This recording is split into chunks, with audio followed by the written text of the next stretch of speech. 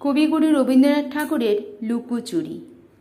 আমি যদি দুষ্টুমি করে চাপার গাছে চাপা হয়ে ফুটি, ভোরের বেলা মাগো ডালের পরে কচি পাতায় করি লুটোপুটি, তবে তুমি আমার কাছে হারো, তখন কি মা চিনতে আমায় পারো?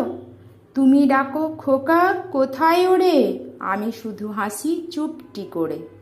যখন তুমি থাকবে যে কাজ নিয়ে, সবই আমি দেখব নয়ন মেলে। স্নানটি করে চাপার তলা দিয়ে আসবে তুমি পিঠেতে চুল ফেলে। এখান দিয়ে পুজোর ঘরে যাবে, দূরের থেকে ফুলের গন্ধ পাবে, তখন তুমি বুঝতে পারবে না সে তোমার খোকার গায়ের গন্ধ আসে।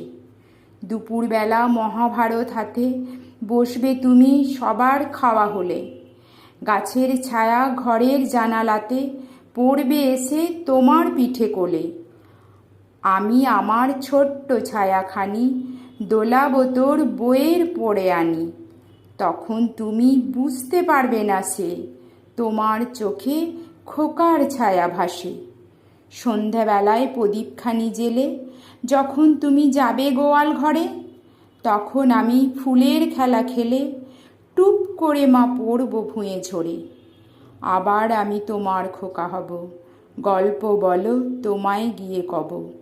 তুমি বলবে দুষ্টু ছিলি কথা, আমি বলবো না সে কথা।